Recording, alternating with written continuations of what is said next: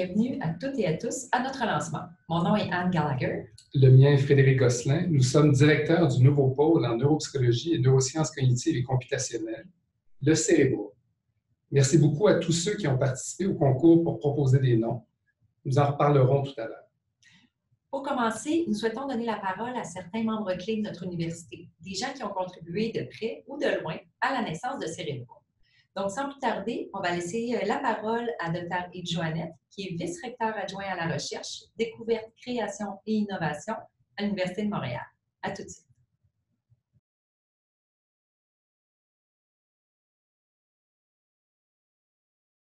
Je suis ravi d'être ici au nom du vice-rectorat à la recherche, à la découverte, la création, l'innovation, tous des termes qui sont en fait reliés à l'événement d'aujourd'hui. Ravi de voir par cette annonce, par ce lancement, le renforcement d'un pôle en neurosciences cognitives, computationnelles, en neuropsychologie à la FAS et à l'intérieur de son département de psychologie. Ce pôle, à l'évidence, renforce une tradition que je connais bien, celle du CERNEC, qui était très importante pour ce département et pour la Faculté des arts et sciences et ses partenaires ailleurs dans l'université. Et je salue ici, bien sûr, Franco Lepori, que je m'adonne à voir sur l'écran juste en face de moi. C'est important, ce pôle de la Faculté des arts et sciences, dans ce domaine qui est interdisciplinaire, mais qui est quand même centré sur un certain nombre d'approches similaires, parce que de cette manière-là, les membres et ses étudiants vont pouvoir contribuer aux divers comités et aux divers centres du FRQS, par exemple, situés dans les hôpitaux universitaires ou sur le campus, ou dans d'autres grandes initiatives. Parce qu'il faut bien se rendre compte que même si pour le vice-rectorat, c'est très important d'avoir des initiatives transsectorielles, largement inclusives et tout, il faut avoir une force de chacun de ces pôles-là pour que ces forces-là puissent par après se mettre ensemble. Donc, je pense que ce qu'on a aujourd'hui va contribuer à ces grandes approches intersectorielles et bien sûr à la force de neurosciences et de santé mentale au sein de notre université que l'on va tenter de mettre encore mieux en évidence dans les prochaines années. Alors, je note, entre autres, de ce nouveau Cérébrum, son caractère intégré à la fois en recherche, en formation, formation de recherche, formation clinique. Le fait que ce regroupement va même soutenir un espace de rencontre informelle, son neurobureau, où les idées innovantes fusent dans ces endroits non formalisés. Je note aussi le partage de plateformes de recherche qui sera très important parmi les membres. Et je note bien sûr l'intention de favoriser des liens avec l'entreprise et pourquoi pas l'entrepreneuriat. Et à cet égard, je pense que les prochaines années devraient voir accroître les appuis à l'entrepreneuriat, non seulement celui des étudiants, mais aussi des équipes de recherche et des professeurs.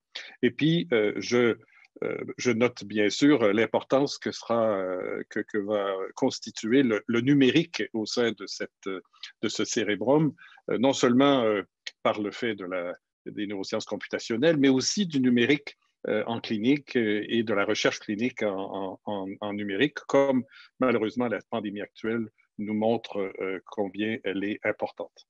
Alors, j'aimerais féliciter Michelle McCarron pour sa vision, directrice de département. J'aimerais féliciter aussi Anne Gallagher et Fred Gosselin que vous avez vu introduire cet événement pour leur leadership. J'aimerais aussi saluer l'appui et la vision de la direction de la FAS et de son doyen, Frédéric Bouchard. Et j'aimerais, je pense, souligner la contribution de la Fondation Courtois pour sa contribution à cet événement. Alors, je suis très heureux d'être ici et longue vie à ce nouveau pôle. Cérébrum ensemble.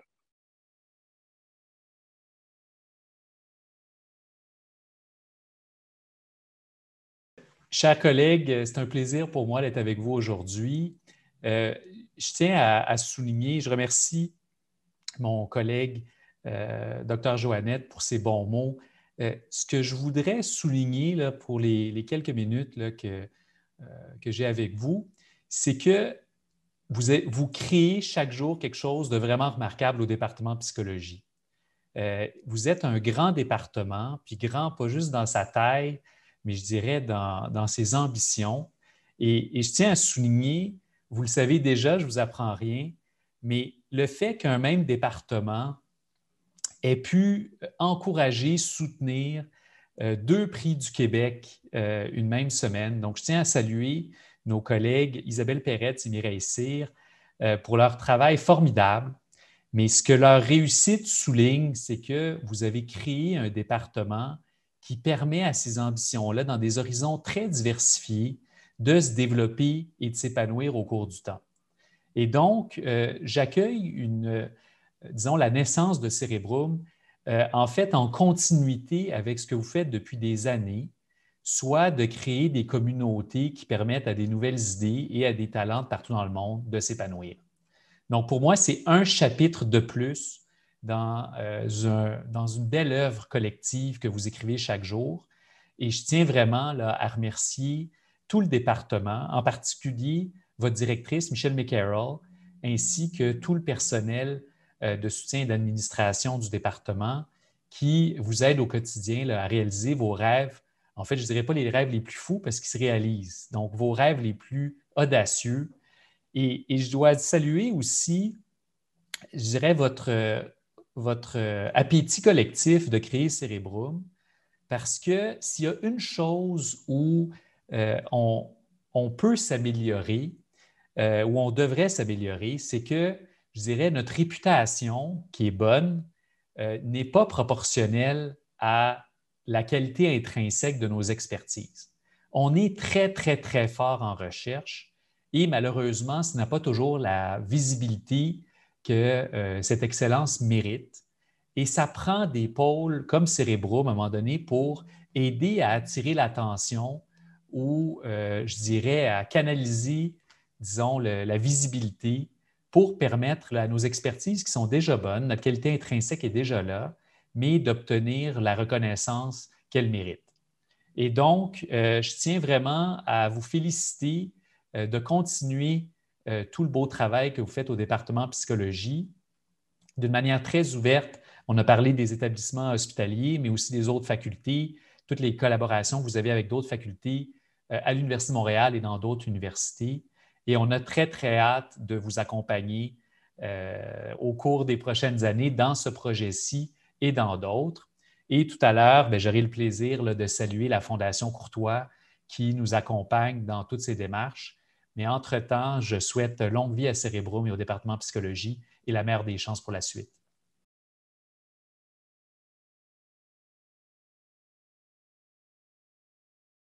Monsieur le vice-recteur adjoint, monsieur le doyen, merci pour vos très bons mots et merci pour votre appui.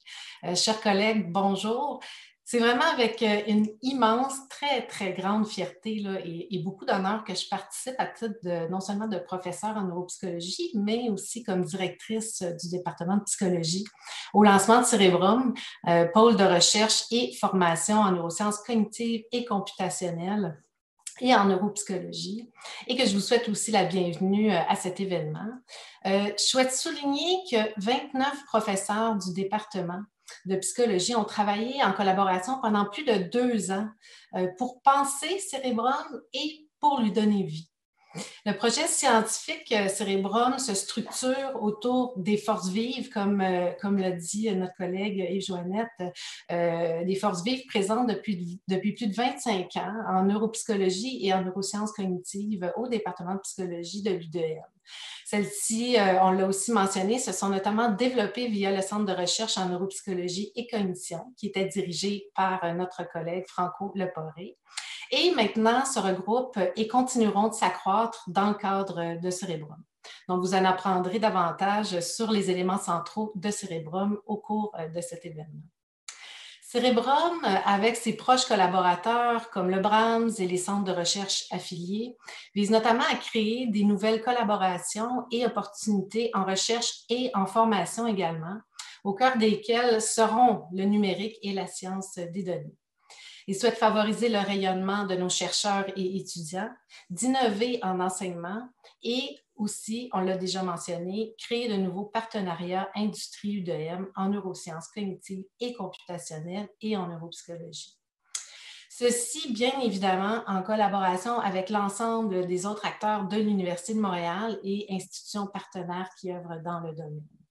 Donc, Cérébrum s'inscrit tout à fait dans la vision interfacultaire là, et intersectorielle des neurosciences et de la santé mentale à l'UDM, autant pour le développement de la recherche que des programmes de formation. Je remercie donc tous les acteurs de ce projet, dont Frédéric Bouchard, doyen de la Faculté des arts et des sciences, qui a cru au projet et a su attirer pour permettre sa réalisation le soutien de la Fondation Courtois. La Fondation Courtois, envers qui nous sommes très reconnaissants et que nous remercions très chaleureusement. Donc, je vous souhaite un lancement stimulant et je laisse la parole au co-directeur scientifique de Cérébrum qu'on a vu tout à l'heure, Anne Gallagher et Frédéric Gosselin. Merci.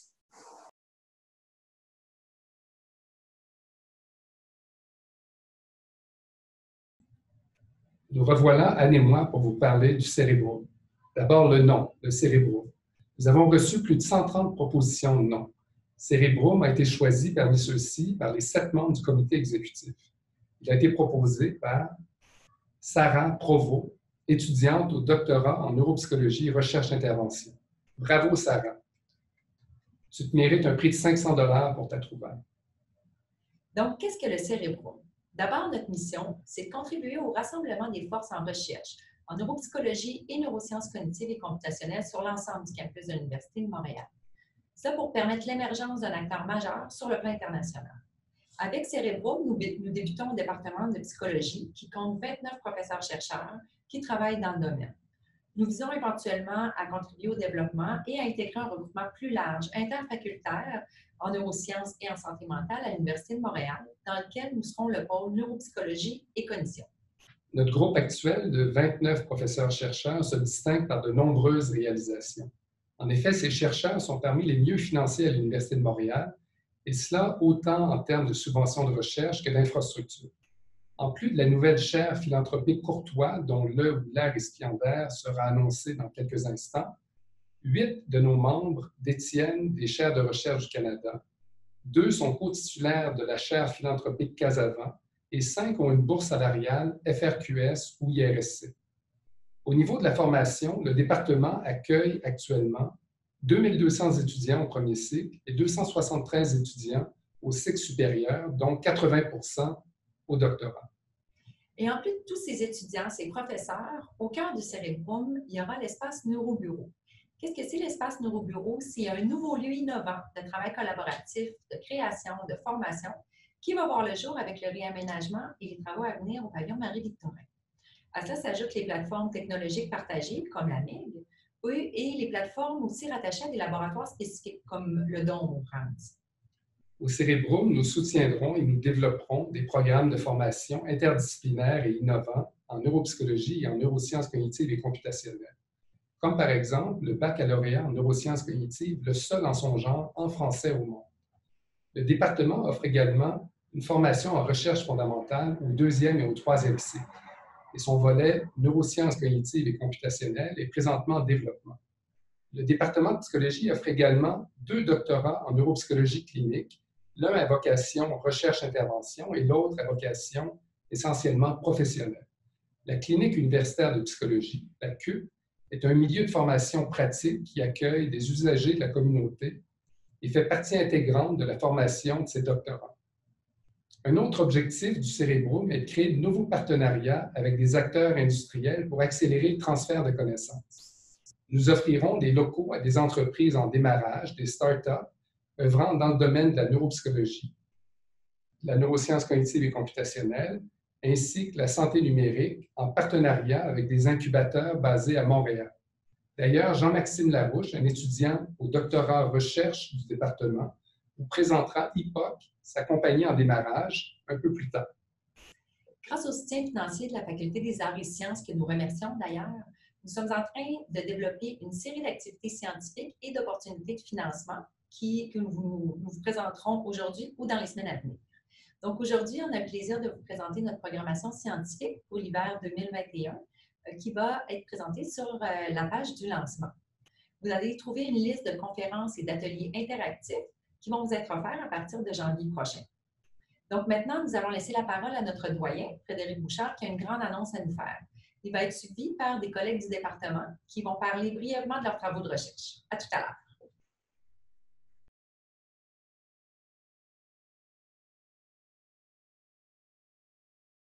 Merci Anne et Frédéric. Je vous remercie tous les deux d'avoir accepté d'être les premiers co-directeurs de Cérébrum et félicitations à Sarah Provost pour nous revoilà, le Anne et nom moi, pour vous parler du Cérébrum.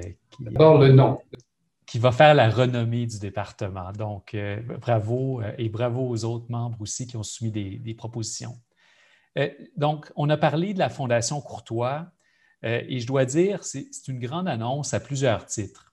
D'abord, je tiens à souligner que la Fondation Courtois a découvert, disons, l'excellence de ce qui se faisait à la Faculté des arts et des sciences grâce aux travaux de certains collègues qui sont ici aujourd'hui.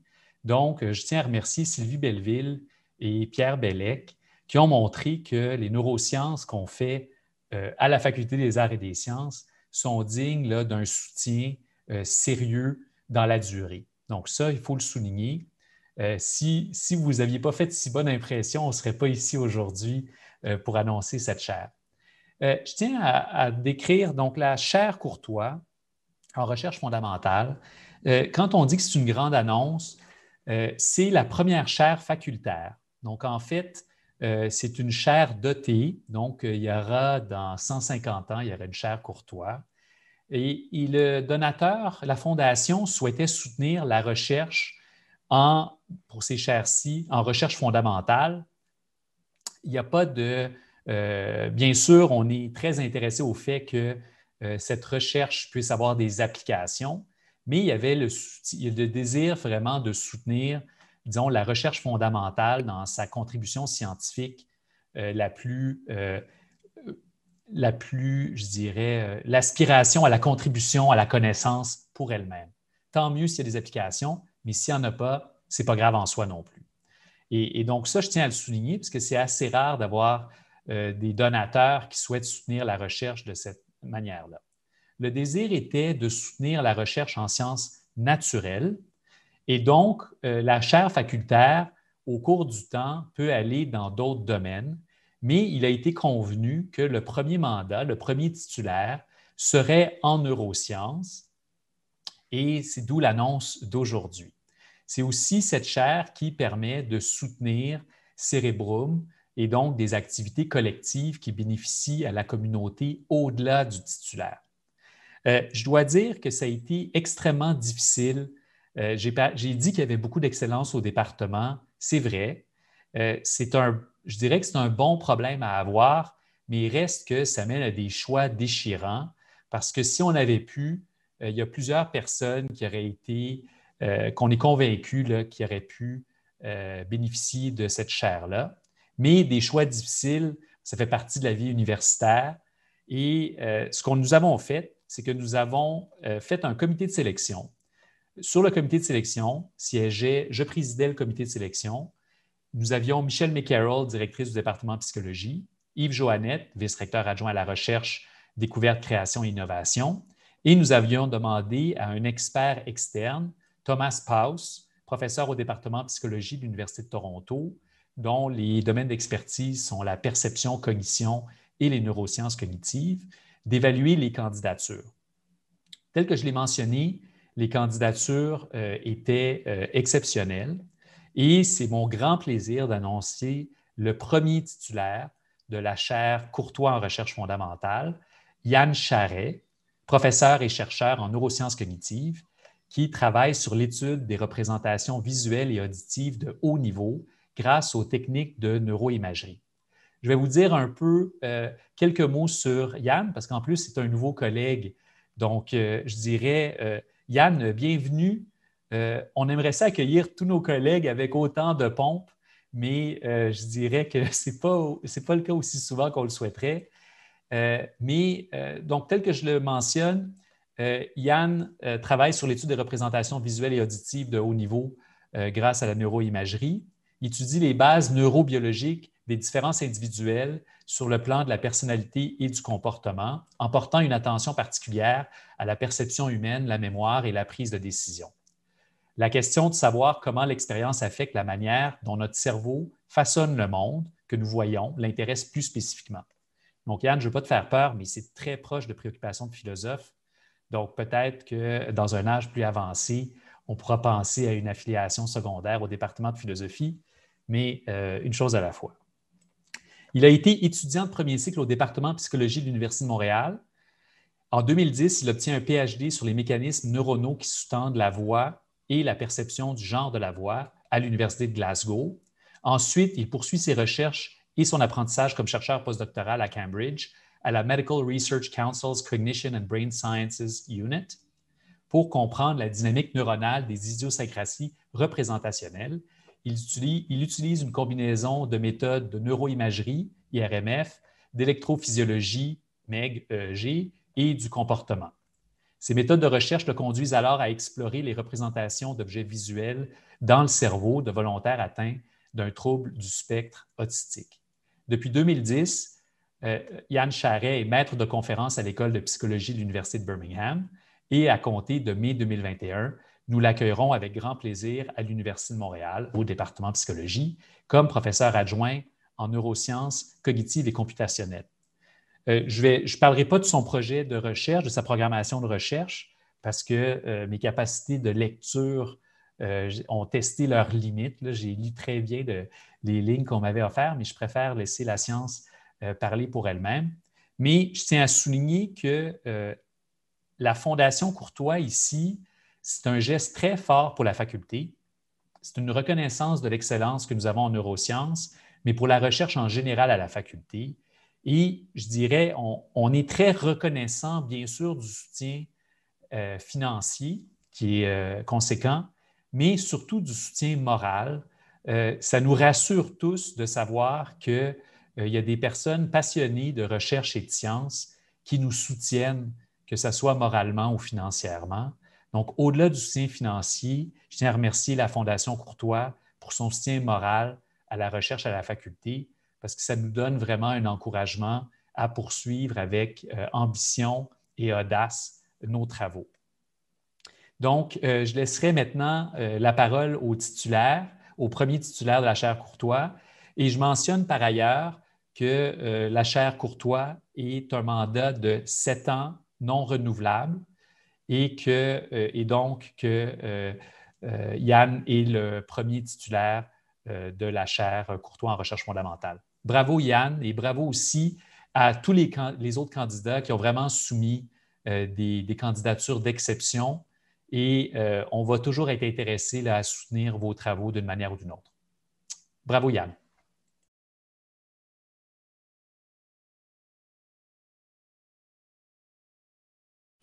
Bonjour, c'est avec grand enthousiasme que je vous parle aujourd'hui de mon projet pour la chaire Courtois en neurosciences fondamentales. Le titre du projet, c'est « Une plateforme en ligne pour la recherche interdisciplinaire de données comportementales, computationnelles et de neuroimagerie ». Le but de notre projet, c'est de creuser l'écart entre les disciplines de neurosciences cognitives, computationnelles, de psychologie expérimentale et de l'intelligence artificielle. Notre plateforme s'inscrit dans un cadre de sciences ouvertes. On veut créer une adresse où l'hébergement de données de neuroimagerie, de données comportementales et de modèles computationnels, ainsi que les algorithmes et l'analyse se retrouvent sous un même toit. Le domaine de neurosciences cognitives et computationnelles a vu dans le passé, les dernières années, des changements méthodologiques importants. Traditionnellement, un laboratoire collectait un jeu de données en IRMF, par exemple, analysait les données, publiait un papier et passait à l'expérience suivante. On voit maintenant de plus en plus de collecte de méga-données multimodales, c'est-à-dire avec beaucoup plus de participants, avec plusieurs modalités d'enregistrement, avec plusieurs tâches cognitives, etc. Il y a des défis qui viennent avec ces méga-données. En premier, leur traitement demande d'avoir accès à des serveurs de calcul informatique de pointe très coûteux.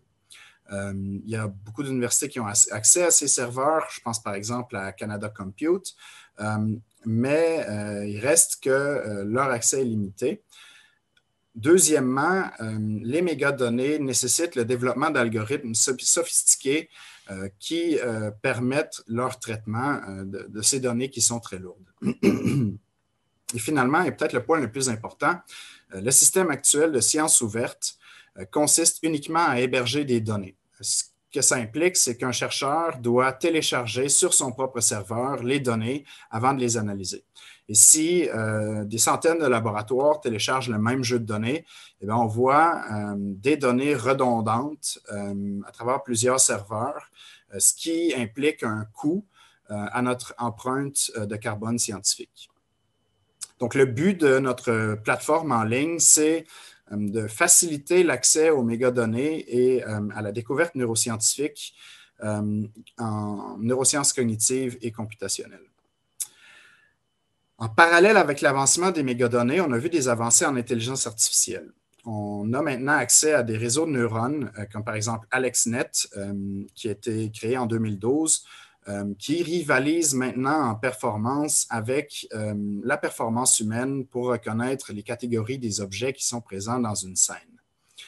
Ces modèles-là sont très complexes et on a besoin d'avoir une expertise en sciences informatiques ou en mathématiques si on veut être capable de les entraîner ou de les développer, ce qui limite leur accès dans certaines disciplines. On doit aussi trouver une technique pour être capable de comparer les données qui viennent de ces modèles-là aux mégadonnées en neuroimagerie ou en comportement. Et je travaille au développement d'une technique qui s'appelle la Representational Similarity Analysis, ou RSA, qui permet exactement de faire cette comparaison. Donc, la RSA, c'est très simple. On présente un stimulus à notre participant pendant qu'on mesure le niveau d'activité dans une région d'intérêt donnée en IRMF, par exemple. Et pour chaque condition qu'on présente aux participants, on mesure un patron représentationnel. Et la clé de la RSA, c'est de comparer, de mesurer une distance entre ces patrons représentationnels et de placer cette distance dans une matrice qu'on appelle une Representational Dissimilarity Matrix, ou RDM. Et la beauté de ces RDM, c'est qu'elles peuvent être comparées directement entre les différentes modalités d'enregistrement ou le comportement ou des modèles computationnels ou théoriques. La vision de notre plateforme, c'est d'utiliser la RSA pour permettre aux chercheurs de créer des cartes référentielles du cerveau pour leur modèle ou pour leurs tâches comportementales. Donc, un utilisateur, par exemple, pourrait téléverser des données de neuroimagerie sur notre serveur ou des données comportementales ou des modèles computationnels, des réseaux de neurones. Et avec la RSA, on comparerait ces données pour créer des cartes inférentielles du cerveau qui montrent à quel endroit dans le cerveau le comportement corrèle ou le modèle computationnel corrèle. Notre plateforme s'intègre vraiment facilement avec les systèmes existants de sciences ouvertes, par exemple avec OpenNeuro, avec les plateformes en ligne pour les expériences en psychologie, comme notre propre plateforme Meadows, et s'intègre aussi avec les dépôts de modèles computationnels comme ModelZoo. Et en conclusion, on pense qu'une plateforme comme la nôtre va permettre de combler le fossé entre les disciplines, permettre aux chercheurs de faire de la neuroscience cognitive et computationnelle sans avoir besoin de développer la lourde expertise dans chacun des domaines. On pense que ça va permettre d'accélérer la découverte neuroscientifique tout en réduisant considérablement notre empreinte de carbone scientifique. J'aimerais remercier les chercheurs avec qui j'ai collaboré jusqu'à maintenant, mon laboratoire, les organismes de subvention, ainsi que les membres du comité de sélection pour la chaire Courtois en neurosciences fondamentales. Et je vous remercie de votre attention. J'ai bien hâte de vous rencontrer au mois de mai à Montréal. Merci.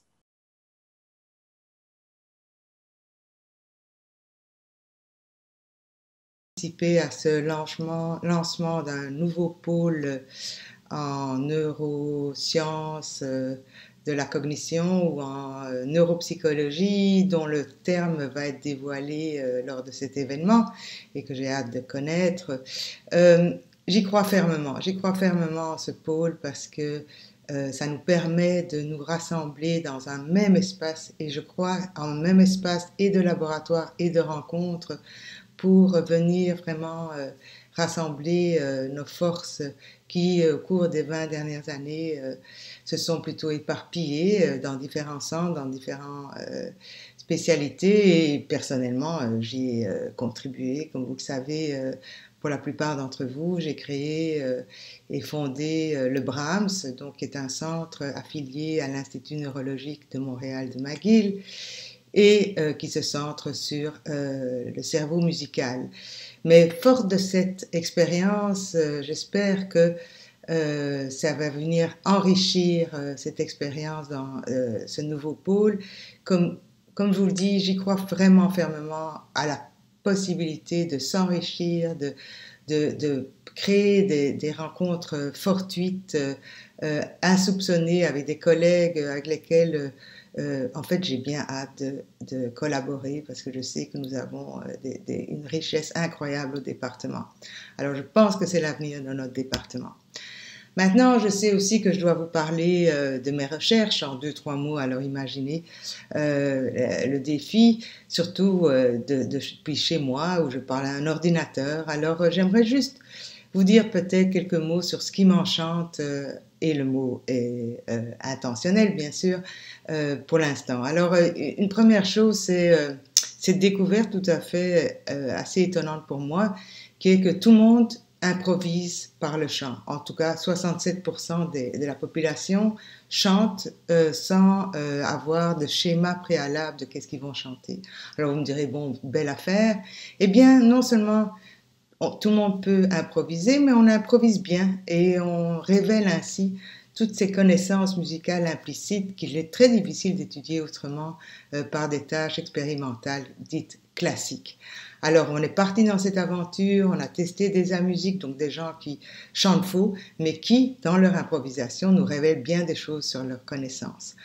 Et c'est aussi un nouvel outil qui nous permettrait d'étudier d'autres populations, des cultures différentes, les enfants, la trajectoire développementale du chant, parce que le jeune enfant improvise en fait tout le temps, donc c'est très naturel chez eux. Par le chant aussi, je m'intéresse beaucoup au chant depuis longtemps. Il n'y a pas beaucoup d'équipes qui le font. Et un autre volet que j'aimerais mentionner, c'est un travail d'équipe mené surtout à l'Université de Melbourne en Australie, qui recherche, si vous voulez, bien sûr, la génétique de ceux qui chantent merveilleusement bien, qui ont une belle voix. Ben ça, tout le monde sait bien qu'il y a une composition génétique, mais aussi d'identifier les facteurs environnementaux qui sont propices à cette éclosion, si je peux me permettre ce mot, en temps de pandémie. Alors, bon, vous en saurez plus, mais les résultats sont là, on commence à écrire les papiers, donc ça c'est aussi une avenue qui m'enchante. Et une nouvelle que je veux vraiment développer dans les années à venir, c'est le fait que chanter ensemble, cette fois-ci, pas chanter tout seul et avoir une voix angélique ou merveilleuse, mais c'est le fait de chanter avec d'autres qui fait qu'on a ce sentiment d'esprit de corps, d'inclusion. Et j'aimerais vraiment utiliser ce type d'outil, si vous voulez, musical pour être plus inclusif, donc pour promouvoir l'intégration sociale, par exemple, des nouveaux immigrants. Et aussi, on sait, la science nous dit, des dernières années, hein, c'est assez récent, que le fait de faire de la musique avec d'autres nous rend plus collaborants, plus sociables et plus heureux en fait. Donc il y a tout un aspect de bien-être associé que je pense qui est une voie royale aussi pour notre nouveau pôle en neuropsychologie. Et bon, je vais m'arrêter là hein, parce que je ne vais pas vous faire une liste d'épiceries de tout ce que nous envisageons pour l'instant. J'aimerais mentionner quand même que j'ai une collaboration sur le chant encore avec Simona Brambati, donc de notre département sur le chant de la phasique. J'aimerais à un moment donné pouvoir faire un virage vers le chant plutôt choral. Donc c'est ce genre de développement. Alors, évidemment, avec ces quelques mots, ce que j'espère, c'est piquer votre curiosité et que la prochaine fois que je pourrai vous voir en chair et en os, mon Dieu, que j'ai hâte de ne plus être en virtuel et par écran interposé, que au moins j'aurai réussi à piquer votre curiosité, que vous viendrez me voir pour en discuter. Alors maintenant, je passe la parole à mon collègue.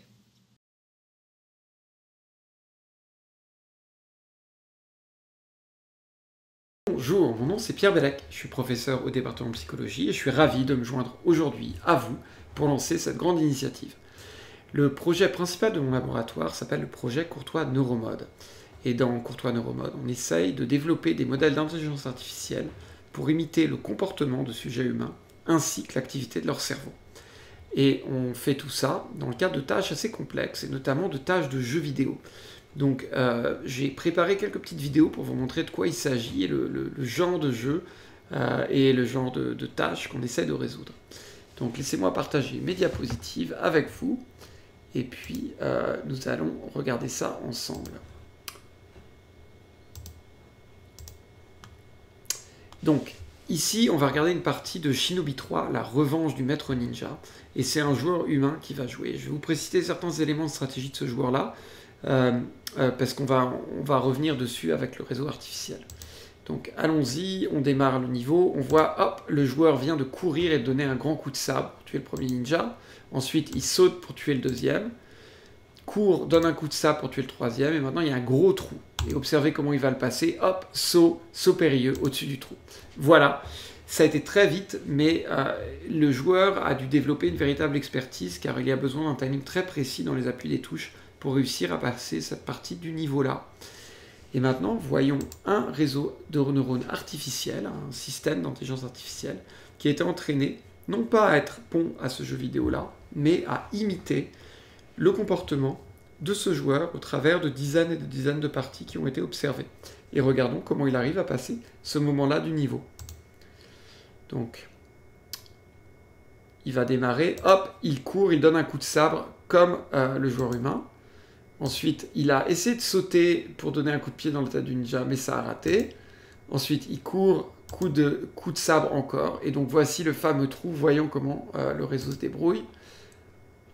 Hop, et il arrive à sauter, saut périlleux, par-dessus le trou, et il continue. Et voilà, c'est magnifique. Donc, c'est un exemple d'imitation réussie du comportement humain par un réseau artificiel. Maintenant, dans Courtois Neuromode, on ne s'intéresse pas juste au comportement, on s'intéresse aussi à l'activité du cerveau. Et on va acquérir, on est en train d'acquérir un jeu de données très important chez 6 sujets, 3 hommes, 3 femmes, où on aura plus de 500 heures d'acquisition en neuroimagerie fonctionnelle par sujet, ce qui en fera la plus grande ressource jamais assemblée sur l'activité cérébrale individuelle. On utilise notamment l'IRM fonctionnel, mais aussi la magnétoencéphalographie, pour leur bonne résolution spatiale et temporelle, respectivement. Et puis on prend aussi des mesures de biosignaux qui nous permettent d'avoir des informations sur l'état émotionnel des participants. On fait des tâches de jeux vidéo, mais pas que. On aura aussi plein de batteries de tâches standards dans les domaines de la mémoire, de la vision, du langage, entre autres. Donc pour arriver à réaliser ce projet, on a une grosse équipe avec plusieurs professeurs du département qui sont impliqués, d'autres professeurs du campus, notamment au département de mathématiques et au département d'informatique. On a aussi des gens du MILA, le Grand Institut en intelligence artificielle de Montréal. Et donc on a vraiment un projet multidisciplinaire à l'interface des neurosciences cognitives et de l'intelligence artificielle. Et cette nouvelle initiative qu'on ensemble aujourd'hui est vraiment le cadre rêvé pour développer ça pendant de très nombreuses années, je l'espère. Donc je vous remercie pour votre attention. Et puis, je vais passer la parole à une de mes collègues. Au revoir.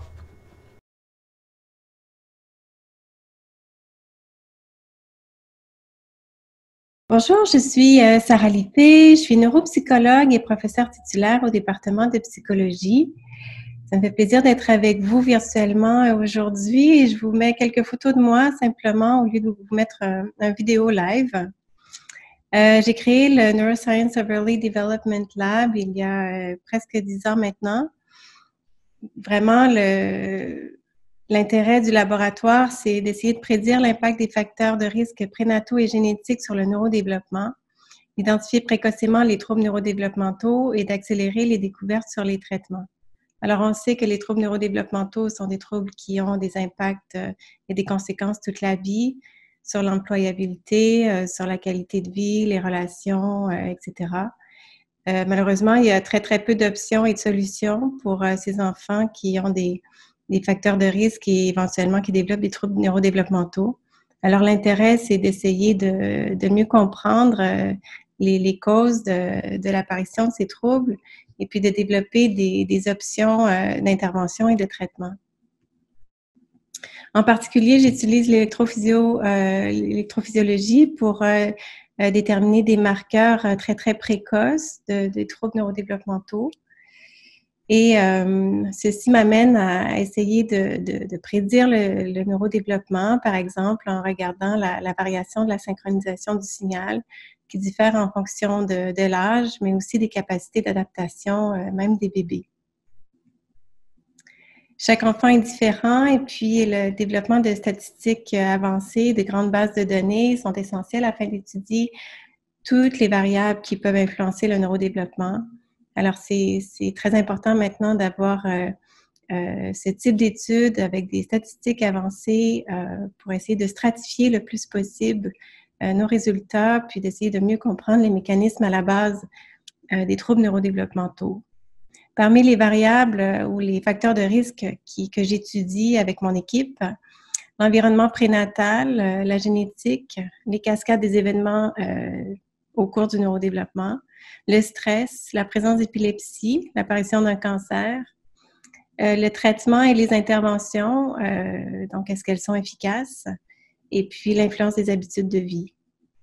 Un exemple d'une modélisation, par exemple des variants génétiques sur l'activité cérébrale en EEG cette fois-ci.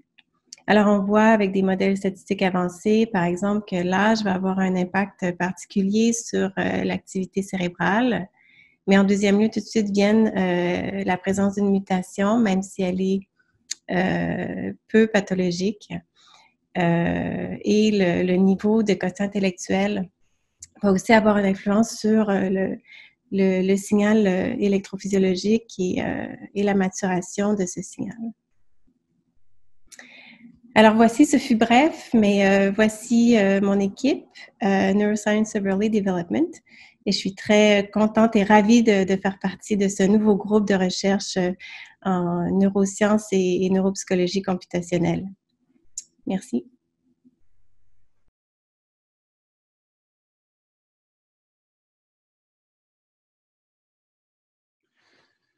Bonjour, je me nomme Sébastien Etu et je suis professeur adjoint en neurosciences sociales au département de psychologie depuis 2017. Je suis aussi le directeur du laboratoire de neurosciences en contextes sociaux, le NEX. Moi, ce qui me passionne en recherche, c'est vraiment les interactions entre notre société et notre cerveau.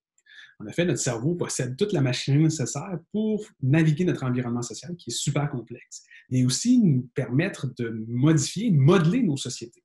Mais en même temps, nos sociétés vont influencer cette machinerie-là, faire en sorte de transformer notre cerveau au niveau structurel, mais aussi fonctionnel, à court et à long terme.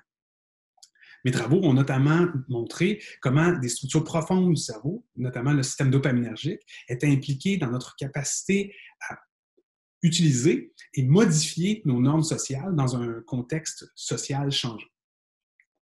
Dans mon laboratoire, on s'intéresse à des concepts comme les normes sociales, les inégalités et la hiérarchie sociale ou l'orientation politique. Donc, avec une approche transdisciplinaire qui combine la neuroimagerie avec des mesures physiologiques, mais aussi des paradigmes issus de l'économie comportementale et des approches computationnelles, on essaie d'étudier les structures, mécanismes et processus par lesquels notre société va venir influencer notre prise de décision puis notre comportement, mais aussi comment nos choix et nos comportements peuvent venir à modifier nos sociétés. Une autre question qui nous intéresse beaucoup dans le laboratoire, c'est les difficultés sociales qui sont malheureusement associées avec différentes conditions cliniques, par exemple avec les troubles de la personnalité. Donc, on sait que ces difficultés sociales-là sont souvent associées avec des impacts importants sur le bien-être des individus qui présentent ces conditions-là, mais aussi sur leur entourage. Donc, ce qu'on essaie de faire, c'est de mieux caractériser ces difficultés-là en termes de prise de décision sociale. On cherche aussi à investiguer des processus et mécanismes perceptuels et computationnels qui pourraient être à l'origine de ce patron de prise de décision sociale-là, notamment pour peut-être évaluer la possibilité d'utiliser la neurostimulation pour moduler la prise de décision sociale. Je me trouve extrêmement chanceux de pouvoir participer à cette ambitieuse aventure qu'est le nouveau pôle de recherche en neuropsychologie, neurosciences cognitives et computationnelles. Je suis convaincu que cette initiative unique de regrouper nos expertises et nos intérêts autour de la recherche, du transfert de connaissances, de la formation, de l'intervention et de l'innovation représente vraiment un catalyseur pour mes travaux, mais également pour la recherche au Québec et dans le monde. Bien, sur ce, j'ai bien hâte de vous rencontrer, puis je passe la parole à ma collègue.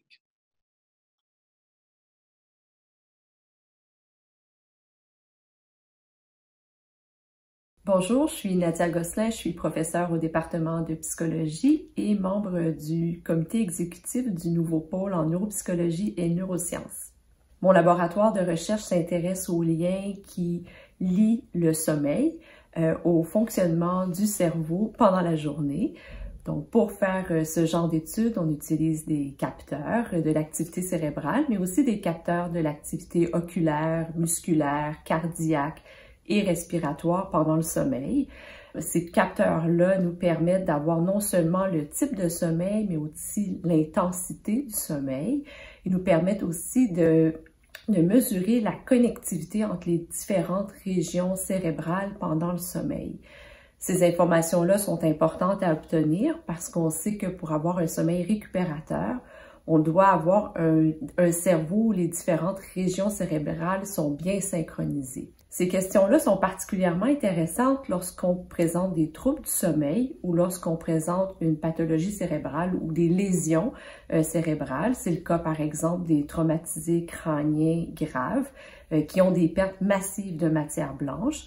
Donc, par exemple, dans mon laboratoire, on s'intéresse au lien entre la perte massive de matière blanche et la capacité du cerveau à synchroniser pendant le sommeil.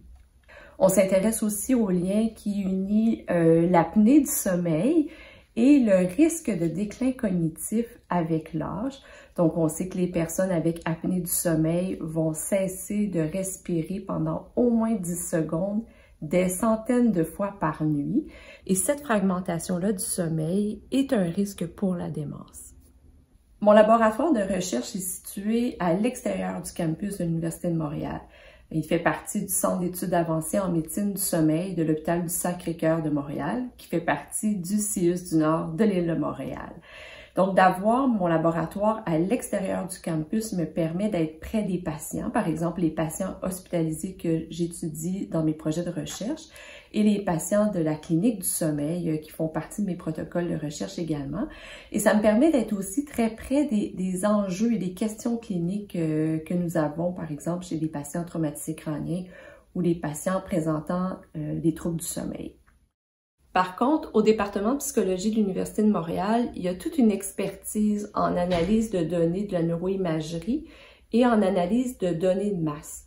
Puis, considérant que lorsqu'on enregistre le sommeil, on utilise des dizaines de capteurs qui enregistrent une donnée toutes les 4 millisecondes, on a des millions de données pour chaque nuit enregistrées. Donc, ce nouveau pôle en neuropsychologie et neurosciences va me permettre d'augmenter mes interactions avec les experts et mes collègues du département de psychologie.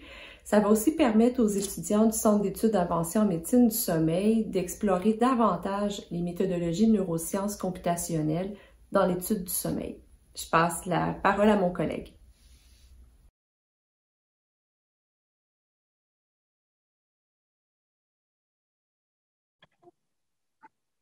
Alors, bonjour à tous. Je m'appelle Karim Gerbi, je suis professeur agrégé au département de psychologie. Je suis également le directeur du nouveau centre UNIC. Alors, UNIC, c'est pour Union Neurosciences et Intelligence Artificielle au Québec. Et je suis membre associé du MILA, l'Institut québécois d'intelligence artificielle. Au département, je dirige le laboratoire de neurosciences cognitives et computationnelles, ou CoCoLab pour les intimes. C'est un laboratoire pluridisciplinaire, multidisciplinaire, où les étudiants et les postdoctorants viennent d'origines et d'horizons et de formations très variées, très diverses. Certains ont une formation en psychologie, d'autres en neurosciences, ou alors encore en génie, ou en informatique, ou en mathématiques.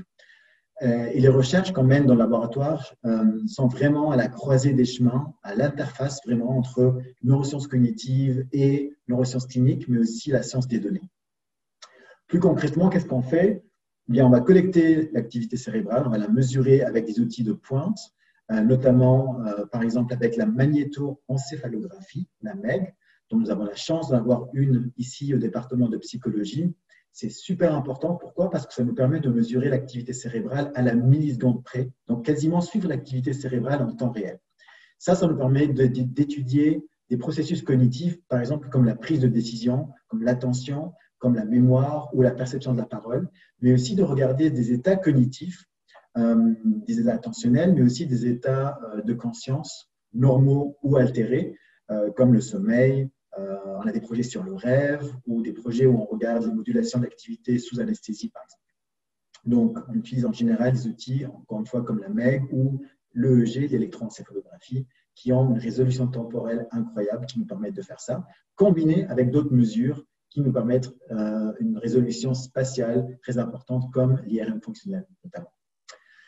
Alors, pour faire ça, on va utiliser des techniques et des outils qui nous viennent du domaine du traitement du signal, mais aussi des outils qu'on va emprunter au domaine de l'intelligence artificielle, comme l'apprentissage automatique ou le machine learning, ou en bon français, le machine learning. Je veux aussi profiter vraiment de cette occasion pour vous dire à quel point je suis excité et super content de cette nouvelle initiative Cerebrum. Je pense que c'est vraiment le début d'une belle aventure pour la collaboration entre chercheurs interdisciplinaires, pour favoriser les interactions, des nouvelles idées, mais aussi et surtout probablement une opportunité pour les étudiants, pour la formation et vraiment une formation multidisciplinaire autour de la cognition. Donc, je pense que ça va être vraiment, vraiment une belle aventure et je suis très, très content et fier de faire partie de cette nouvelle initiative. C'est tout ce que je voulais vous dire. Je vous remercie pour votre attention et je vais maintenant céder la parole à un étudiant du département de psychologie.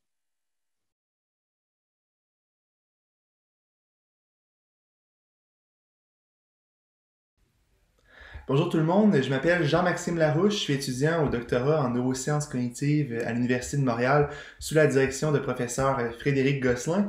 Et d'une part, dans le cadre de mes travaux de maîtrise, on a démontré en utilisant la psychophysique que l'encodage de l'information visuelle en mémoire à long terme est en effet un processus qui est inversé de la perception visuelle et que en fait, même lors de la reconnaissance d'un objet, donc par exemple d'un visage connu, l'information de plus haut niveau qui vient plus tard dans le traitement visuel, donc par exemple la représentation d'un trait de visage invariant, va permettre de contextualiser mais aussi de réactiver l'information qui est plus spécifique, de bas niveau, qui provient du début du traitement visuel. Ensuite, durant mes travaux de doctorat, on utilise actuellement l'intelligence artificielle ainsi que l'IRMF afin d'explorer comment est-ce que l'information qui provient des différents niveaux du traitement visuel vont être représentées en fait dans d'autres parties du cerveau qui sont fondamentales à l'apprentissage de ses propriétés, donc par exemple le cortex frontal, le lobe temporal médian, le striatum, etc. Cette recherche va non seulement permettre de mieux comprendre comment est-ce que le cerveau humain se représente l'information visuelle, mais aussi l'encode en mémoire à long terme, qui va mener par la suite à des modèles artificiels qui s'approchent davantage de la performance humaine. D'autre part, je suis aussi le cofondateur et dirigeant de HIPOC, qui est une start-up qui est spécialisée en neurosciences cognitives ainsi qu'en intelligence artificielle, dont le but fondamental est de favoriser la recherche, mais aussi de développer ses applications dans l'industrie en général. Notre première solution est un logiciel qui permet de prédire les réactions cognitives des consommateurs devant tout type de contenu visuel. Donc, qu'est-ce qu'ils vont regarder, qu'est-ce qu'ils vont se rappeler, qu'est-ce qu'ils vont ressentir, etc. Et ça seulement en quelques secondes et avant même d'avoir montré le contenu à un consommateur réel. L'an passé, HIPOC a d'ailleurs gagné la première place au concours Datapreneur, qui est un parcours spécialisé pour les entreprises en intelligence artificielle au Centre d'entrepreneuriat de l'Université de Montréal. Et cette année, on a été sélectionné par l'accélérateur en start-up qui est le plus prestigieux dans le monde du logiciel au Canada, mais un des plus importants aussi dans le monde. Et présentement, L-Spark, qui est l'accélérateur, nous permet d'automatiser non seulement nos processus d'acquisition de clients, mais nous permet de rentrer dans le monde du capital risque pour aller chercher des plus grands investisseurs. Présentement, il faut savoir que Montréal est un centre qui est très important, autant pour l'intelligence artificielle que pour la neuroscience cognitive, autant pour la recherche que pour l'entrepreneuriat. Et il est donc très intéressant d'avoir accès à des espaces pour les startups qui sont situés au centre de la recherche fondamentale en neurosciences cognitives, parce que cela va non seulement permettre de favoriser le développement industriel des neurosciences cognitives, mais aussi ça va permettre de créer plus d'emplois pour les experts qui sortent de l'université, tout en générant davantage d'investissements dans le futur pour notre domaine scientifique. C'est donc une opportunité qui est à pas manquer, autant pour les étudiants, les futurs entrepreneurs, les chercheurs que les investisseurs. Merci et passez une super belle journée. C'est ainsi que se conclut la partie plus formelle de notre lancement. On vous rappelle de visiter notre page web pour accéder à la programmation des conférences et ateliers interactifs cérébraux. Éventuellement, vous y trouverez aussi diverses occasions de financement et un suivi sur la progression de la construction du neurobureau. Avant de vous quitter, nous tenons à dire un gros merci à Sébastien Thu et à Arnaud Sage, qui sont tous deux professeurs au département, pour avoir organisé le lancement. On vous donne maintenant rendez-vous au cocktail dans Gather Towns, qui est un environnement virtuel dans lequel il est possible d'avoir des interactions sociales. Le lien pour accéder au Gather Town est affiché dans le chat du Zoom actuel et sur notre page du lancement. Frédéric, moi et les membres du comité exécutif seront présents, donc n'hésitez pas à venir nous voir si vous avez des questions, si vous voulez avoir plus d'informations sur Cerebrum. Prenez-vous une bière, un jus, un verre de vin pour venir discuter avec nous et avec vos collègues. À tout de suite.